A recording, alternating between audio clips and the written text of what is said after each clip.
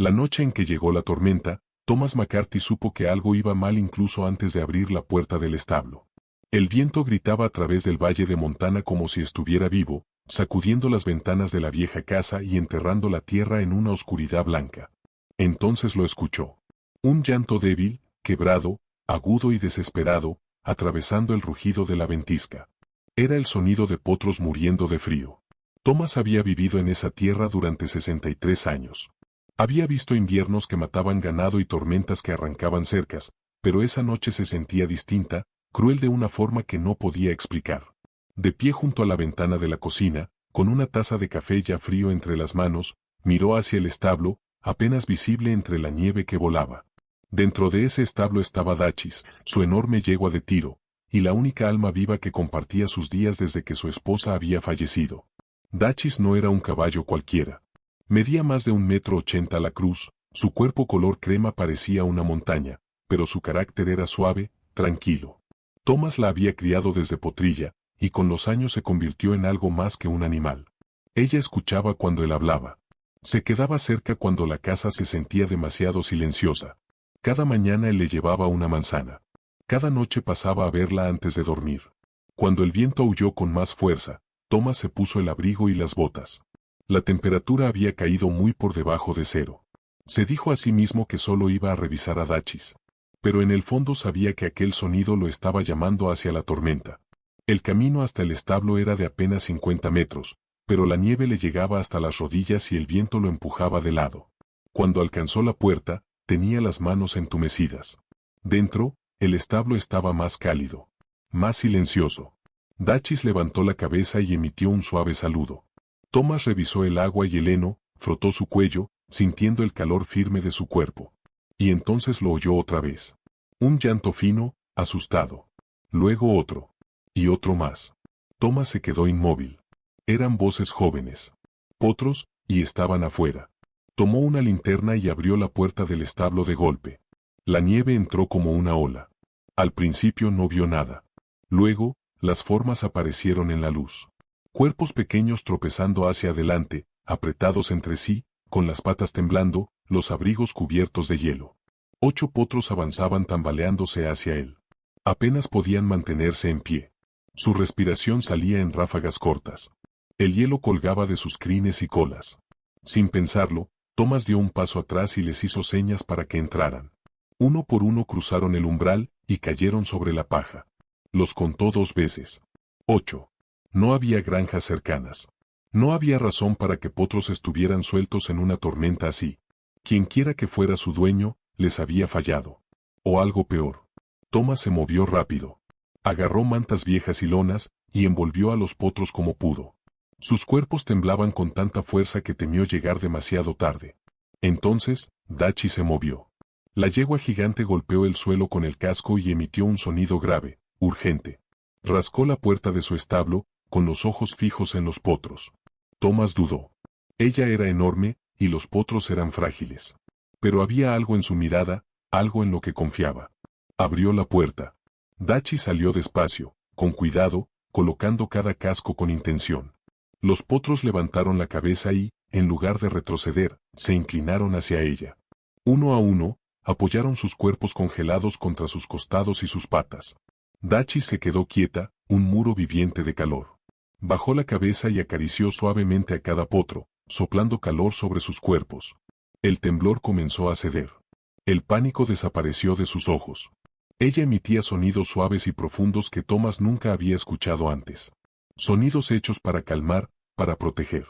Durante toda la noche, permaneció allí. Solo se movía para bloquear corrientes de aire, para atraer a un potro más cerca y mantenerlo con vida. Thomas se quedó despierto sobre un fardo de heno, observando, incrédulo. Al amanecer, la tormenta empezó a ceder. Una luz pálida se filtró por las ventanas del establo. Los 8 potros seguían vivos. El hielo se había derretido. Su respiración era estable. Dachis aún montaba guardia, con los ojos entrecerrados, pero alerta. Fue entonces cuando Thomas notó algo que le apretó el pecho. Varios potros llevaban cabestros de cuero. Cada uno tenía una pequeña placa metálica. No estaban perdidos. Habían sido llevados allí. Y mientras el sol se alzaba sobre el valle congelado, Thomas comprendió que los potros no habían llegado a su establo por casualidad. Habían sido dejados allí porque alguien había intentado matarlos. Y, de alguna manera, Dachi supo exactamente qué hacer. La mañana no trajo paz al establo de Thomas McCarthy. La tormenta había pasado, pero el aire frío estaba lleno de preguntas. A medida que la luz del día se extendía sobre la nieve, los 8 potros empezaron a fortalecerse, levantando la cabeza, moviéndose con patas aún temblorosas. Dachis permanecía con ellos, tranquila y firme, su cuerpo inmenso siguiéndolos como un muro protector. Thomas caminaba despacio entre ellos, revisando patas y cascos, pasando manos cuidadosas por costillas pequeñas y cuellos delgados. Eran jóvenes, demasiado jóvenes para estar solos. Esa verdad le pesaba en el pecho. Alguien los había arrancado de sus madres y los había dejado morir. Cuando examinó con más atención los cabestros de cuero, el corazón se le hundió. Cada uno llevaba una placa metálica con números grabados, limpios y nítidos. Estos potros eran valiosos. Alguien los estaría buscando, o intentando ocultar lo que había hecho. Thomas regresó a la casa y llamó al sheriff Morrison. Su voz sonaba calmada, pero las manos le temblaban mientras hablaba. El sheriff prometió llegar de inmediato. Mientras esperaba, Thomas mezcló agua tibia y buscó una vieja fórmula para potros guardada en el cuarto de suministros. Los alimentó uno por uno, arrodillados sobre la paja, mientras pequeñas bocas se aferraban al biberón. Dachis observaba con atención, bajando la cabeza para olfatear a cada potro cuando terminaba. Era evidente, ella creía que ahora eran suyos. Cuando el sheriff llegó, los potros ya estaban de pie. Ojos curiosos seguían cada movimiento. Morrison entró al establo y se quedó inmóvil al verlos reunidos alrededor de Dachis. Escuchó mientras Thomas contaba la historia de principio a fin. Cuando Thomas le mostró los cabestros, el rostro del sheriff se oscureció. Estos potros habían sido robados. Ya no había ninguna duda. Cerca de la cerca encontraron huellas, marcas de neumáticos, pisadas de botas. Alguien había conducido hasta allí, abierto la puerta, y enviado a los potros a la tormenta. No fue un accidente. Fue una decisión. Más tarde esa mañana, llegó otro vehículo. Un SUV negro entró al patio, limpio y elegante contra la nieve. Un hombre alto bajó, su abrigo fino, los ojos cansados y tensos. Se llamaba Richard Bitestone. En el instante en que vio a los potros, su rostro cambió. Primero alivio, luego una ira tan profunda que le tensó la mandíbula. Eran sus potros. Raros caballos de tiro color crema. Los últimos de una línea de sangre que había protegido durante años. Lo explicó todo. Alguien había cortado la cerca de su rancho. 8 potros fueron arrancados de sus madres en plena noche. Con la tormenta acercándose, temió que ya estuvieran muertos. Verlos con vida era algo que jamás esperó. Entonces salió a la luz la verdad. El sheriff reveló lo que sugerían las huellas. Los potros no escaparon. Fueron liberados a propósito. Dejados para congelarse. Alguien quería que desaparecieran, sin ser visto. La voz de Bitestone se tensó cuando pronunció el nombre de su hermano. James quería el rancho. Quería la tierra. Quería destruir el programa de cría para vender la propiedad y reconstruirla como otra cosa. Si los potros morían, años de trabajo morirían con ellos. Thomas sintió como la rabia le subía al pecho como fuego. Miró a los potros, ahora mordisqueando heno, confiando de nuevo en el mundo. Pensar que alguien pudiera hacerles daño por dinero le cerró los puños. Bitestone pidió ayuda. Los potros debían volver con sus madres, pero estaban débiles. Moverlos solos podía quebrarlos. Se habían unido a Dachis, y separarlos demasiado pronto podía hacerles daño. Entonces Thomas tomó una decisión. Una que lo sorprendió incluso a él mismo. Aceptó llevar a Dachis al rancho. Esa tarde llegó un gran remolque. Dachis entró sin miedo. Los potros la siguieron, apretados contra ella, negándose a dejar su lado. Thomas lo siguió en su vieja camioneta, observando cómo la carretera se extendía hacia el norte. El rancho era distinto a todo lo que Thomas había visto. Cercas amplias. Establos altos. Caminos limpios cortando la nieve. Seguridad vigilando desde cada esquina. Las yeguas madres esperaban. Cuando se abrieron las puertas del remolque, el aire se llenó de sonidos.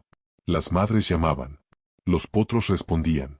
Los reencuentros fueron silenciosos y poderosos. Cada madre encontró a su potro sin error. Hubo roces de hocicos, revisiones cuidadosas, y luego, amamantamiento. La vida regresando a como debía ser. Pero incluso mientras se alimentaban, los potros seguían mirando hacia atrás. Mirando a Dachis. Ella permaneció quieta, observando. Luego empujó suavemente a cada potro hacia adelante, como si les dijera que ya era hora. Thomas sintió como las lágrimas le quemaban los ojos. Ella les había dado calor cuando más lo necesitaban. Y ahora los estaba dejando ir. Esa noche, Thomas se quedó en el rancho. A Dachis le dieron un establo amplio, limpio y cálido.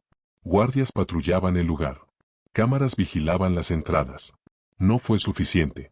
Justo antes del amanecer, los gritos rompieron el silencio. Luces encendiéndose. Botas corriendo por el patio. Thomas salió corriendo hacia el establo, con el corazón golpeándole el pecho. 2 hombres fueron atrapados cerca del establo de Dachis. Uno de ellos sostenía una jeringa. Los detuvieron segundos antes de que llegaran a ella. La jeringa estaba llena de veneno. Suficiente para matar a un caballo de su tamaño en pocas horas. Habría parecido una enfermedad. Sin preguntas. Sin sospechas. Thomas quedó inmóvil mientras la verdad se asentaba. Alguien no solo había intentado matar a los potros. Habían venido por Dachis. El sheriff llegó de inmediato. Los hombres fueron llevados esposados. Al amanecer, el peligro ya era claro. Esto ya no se trataba solo de caballos. Alguien estaba desesperado. Y estaba dispuesto a destruir cualquier cosa que se interpusiera en su camino. El arresto llegó 3 días después. Thomas estaba junto al establo de Dachis cuando el sheriff Morrison llamó con la noticia. James Stone había sido detenido. Los 2 hombres atrapados en el establo habían hablado. Ante la posibilidad de prisión, dieron nombres, pagos, fechas. Los potros robados. La jeringa envenenada. Todo conducía a un solo hombre. James Stone lo había ordenado todo. Quería destruir el programa de cría. Quería vender la tierra. Y creyó que unos potros muertos lo resolverían todo. Nunca esperó que sobrevivieran a la tormenta. Nunca esperó que una yegua gigante se interpusiera entre su plan y la verdad. El caso avanzó rápido. Las pruebas se acumularon. Huellas. Registros telefónicos. Pagos. Thomas dio su declaración con calma, con firmeza. Contó la historia de la noche en que 8 potros congelados salieron de la nieve y entraron en su establo. Cuando comenzó el juicio, los reporteros llenaron la sala. Lo llamaron una historia extraña. Una historia milagrosa. Pero Thomas no vio milagros. Vio decisiones. Unas crueles y otras bondadosas. Testificó sobre la tormenta.